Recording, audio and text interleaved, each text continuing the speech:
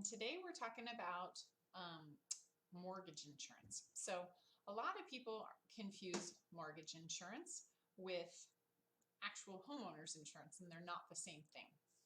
So really, PMI, as it's referred to, is typically only for the lender. So it's just for the lender. You're paying an insurance policy for them in case you default.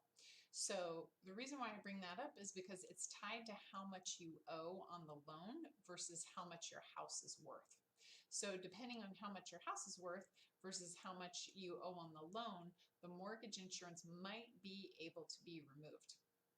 So that's the first and most common way to remove your mortgage insurance is I bought my house for say $300,000. It went up significantly. Now it's worth $500,000.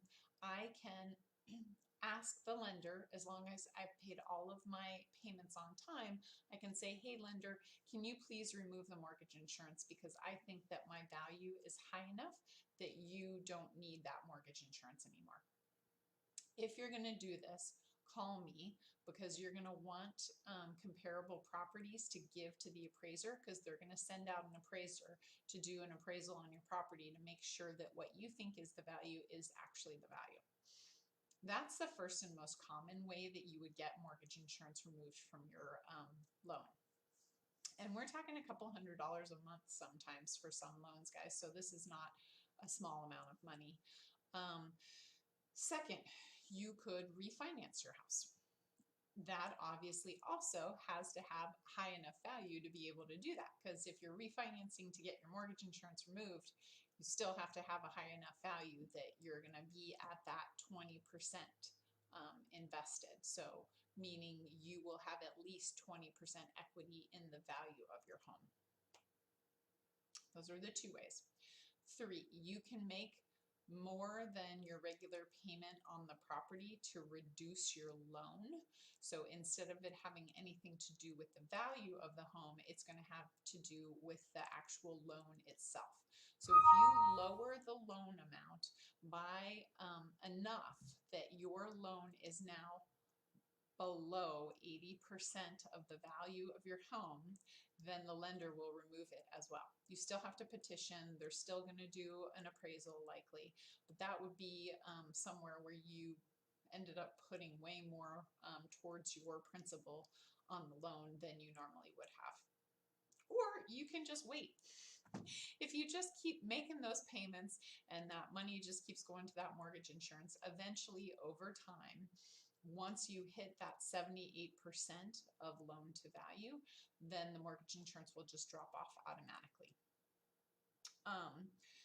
Things you should know. It doesn't cover you at all. It's only a policy, again, for the lender, just to be sure. This isn't for your homeowner's insurance, or this isn't going to cover you if something happens to the house in a flood or anything like that. Not at all.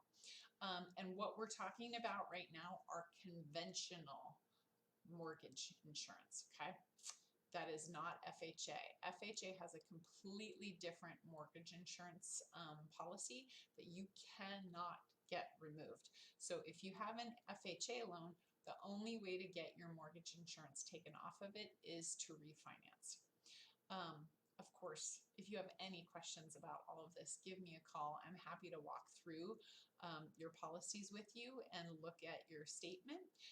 That's probably the easiest way to see what you're paying in mortgage insurance and see if it's worthwhile to petition to have it removed. We have had prices going up pretty significantly, so you very well may be in a position that you could have the mortgage insurance taken off.